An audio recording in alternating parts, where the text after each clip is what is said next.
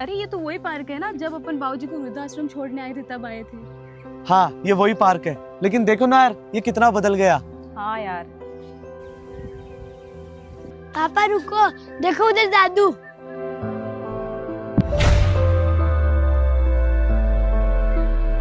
अरे नहीं नहीं बेटा, तुम्हें कोई गलतफहमी हुई है, वो तुम्हारे दादू नहीं है, वो तो कोई और है। नहीं नहीं पापा, वो मेरे दादू ही है। आप लोग रुको, मैं उनके पास जाके आता हूँ।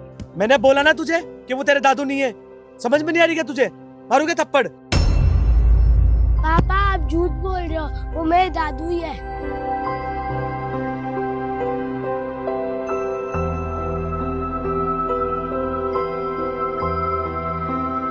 अरे बेटा विशाल, बहू उधर क्यों खड़े हो? इधर आओ ना।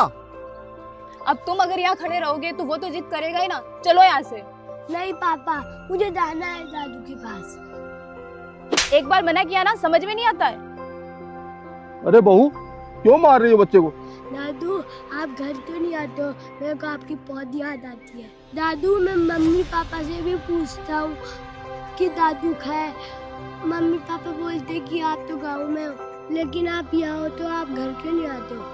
बस कर लिया ना दादू से बात। चलो अब घर चलो, अपने को लेट हो रहा है। नहीं मम्मा, आप लोग घर पे जाओ, मैं तो दादू के साथ ही रहूंगा। देखा आपने कितनी जुबान चलने लग गई इसकी। मैनर्स लेस हो गया है बिल्कुल। बात बात पे जिद करने लग गया है, बदतमीज कहीं का।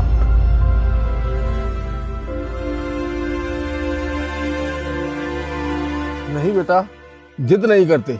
आप जाओ अपने मम्मी पापा के साथ में। बेटा इच्छा तो मेरी भी बहुत है तुम्हारे साथ चलने की, तुम्हारे साथ खेलने की, तुमको स्कूल छोड़ कर आने की, तुम्हारे साथ मस्ती करने की, पर क्या करूं, मैं भी बहुत मजबूर हूं।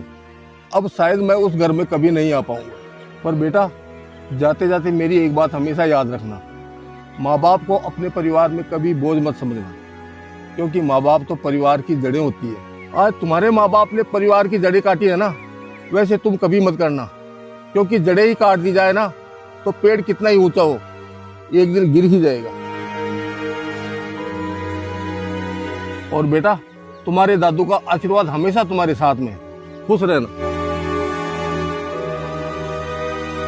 बेटा कल को जब तुम बुढ़े हो जाओ और तुम्हारा बेटा भी तुम्हारे साथ में ऐसा करे जैसा आज तुमने मेरे साथ में किया है, तब याद रखना वो तुमसे नहीं तुम्हारे कर्मों से सीख कर किया होगा।